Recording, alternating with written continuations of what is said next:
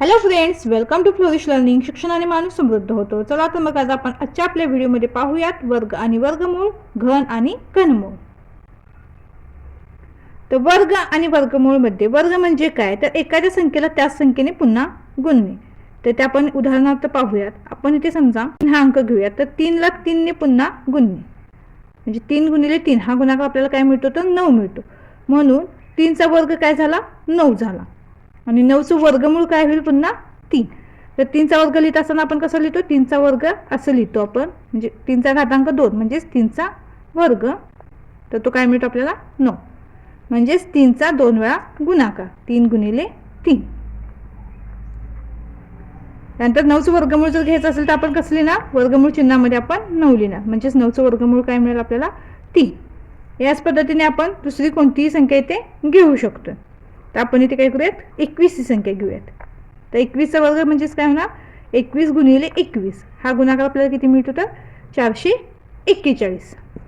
म्हणजेच 21चा वर्ग असं विचारलं तर आपण काय लिहिणार, 441. आणि 441चं वर्गमूळ पुन्हा काय मिळेल आपल्याला, 21. मग आता हे असं ज्या वेळेला मोठ्या संख्या आपल्याला येतील त्यावेळेला त्याचे वर्ग जर आपल्याला पाठ असेल तर ते आपण पटकन लिहू शकतो. किंवा अशी मोठ्या संख्येचं जर वर्गमूळ विचारलं आपल्याला तर आपण काय करू शकतो, त्याचं वर्गमूळ आपण जर ते आपल्याला कोणत्या संख्येचा वर्ग आहे हे जर माहिती असेल तर ते आपण सहजपणे लिहू शकतोय की कोणत्या संख्येचा वर्ग आहे. त्यासाठी आपल्याला ते वर्ग पाठ असायला पाहिजेत. तर वर्ग आणि वर्गमूळलाच इंग्लिशमध्ये स्क्वेअर आणि स्क्वेअर रूट्स म्हणतात. तर तुम्ही ते पाहू शकता, आपण ते वर्ग प्रत्येक संख्येचा वर्ग त्याच्या समोर असा लिहिलेला आहे पहा. 1चा वर्ग 1, 2चा वर्ग 4, याच पद्धतीने त्या 10चा वर्ग 100, पुन्हा इथे 19चा वर्ग 361.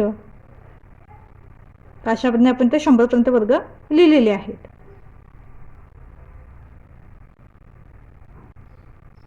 ते पाहू शकताय तुम्ही.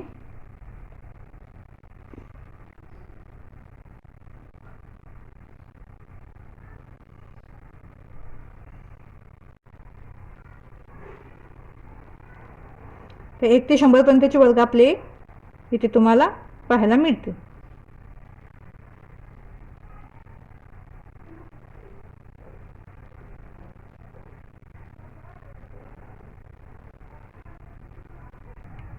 आता घन आणि घनमूळ म्हणजे काय, तर इथे आपण काय करूयात, 4 घेऊयात. 4 गुणिले 4 गुणिले 4 हा असा गुणाकार होईल. म्हणजे एक संख्येला आपण काय केलं, एक संख्येचा 3 वेळा गुणाकार केलेला आहे आपण. ते 4 गुणिले 4 गुणिले 4, हा गुणाकार किती मिळतो आपल्याला, आता 64.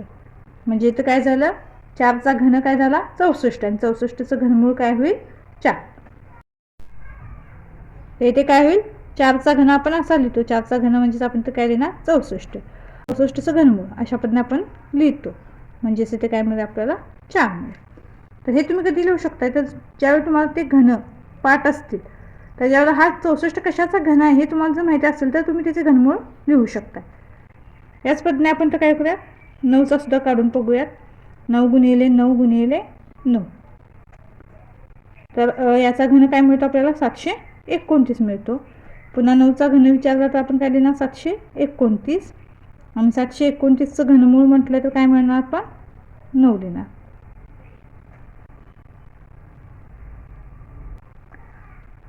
तर घनला आपण काय म्हणतो, तर क्यूब्स म्हणतो. तर आपण तर काय केले, 1 ते 40 पर्यंतचे घन लिहिलेले आहेत पहा. कमीत कमी 10 पर्यंतचे ते घन तुम्हाला पाठच पाहिजेत. पण तुम्ही स्पर्धा परीक्षेचा अभ्यास करत असाल किंवा तुम्हाला अजून तुमचं गणित सोपं व्हावं असं वाटत असेल तर 40 पर्यंत घन पाठ करा.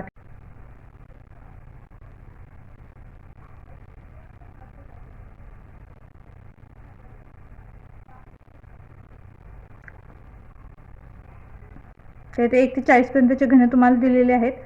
तुम्ही 1 ते 20 पर्यंत सुद्धा पाठ करू शकता किंवा 1 ते 40 पर्यंत पाठ केले तरी चालेल.